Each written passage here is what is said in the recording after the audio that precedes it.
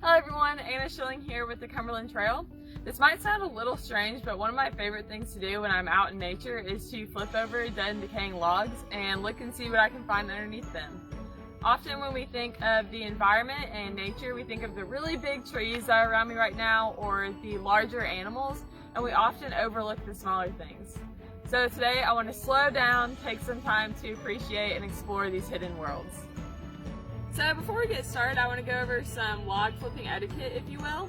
Whenever you are out overturning logs, you want to make sure that you're leaving no sign that you were ever there.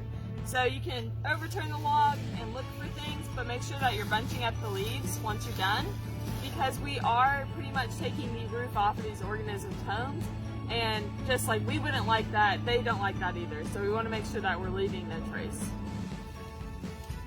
Alright, cool. So under here we have some snails. Snails are a type of mollusk called gastropods.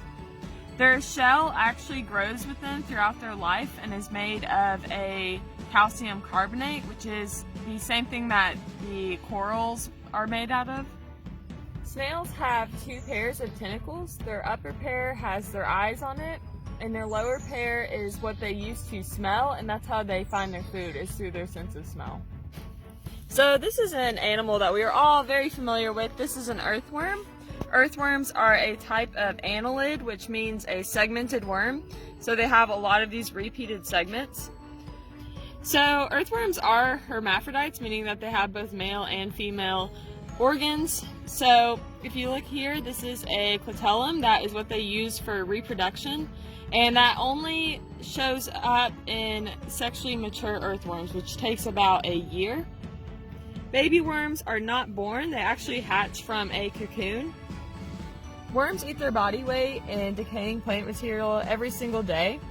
They also help to aerate the soil, and they can bring subsoil up to the top of the topsoil, and then also they produce a slime which has nitrogen in it, which is an essential nutrient for plants. And this slime also helps to hold soil clumps together. Sometimes you don't even need to flip over the logs to find really cool things. This is a fungus called a jelly ear, or sometimes also called a wood ear. And if you feel them, they do have a jelly-like, texture to them. And they also do kind of resemble ears, which is pretty unique and pretty cool. So here we have a really cute, really small salamander that we have found at the North Chickamauga Creek Gorge. Salamanders are really interesting because they're amphibians, which means that they have some part of their life cycle that is tied to water. They also breathe through their skin, so it's really important that if you find a salamander that you try not to handle it, because the oils from your hands can actually get onto their skin and they will have trouble breathing. Salamanders are also what we call bioindicators, because part of their life cycle is tied to water. That means that they are a really good indicator of healthy water quality. This is a roly-poly, sometimes called a pill bug, because when they roll up into a ball they resemble a pill. These guys have a really cool family name, and it's Armadillidae, which is very appropriate because they do have these armored scales on them. They are nocturnal, so you'll often find them in dark areas or underneath pots in your yard or underneath the leaf litter and logs, much like where we found this one. These guys are very cool because they have gills, much like the other types of crustaceans, which like, shrimp, lobster, things like that have gills. These guys also have gills, except they cannot breathe underwater, but they do like really moist areas. Another awesome thing about these isopods is that they can actually help to reduce climate change.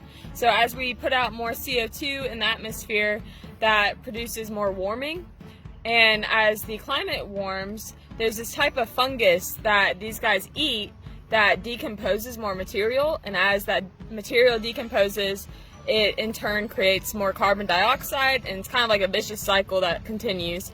But these guys actually help to control that fungus and limit the amount of decomposition. Thank you all for joining me today as we explored the hidden world of these little creatures.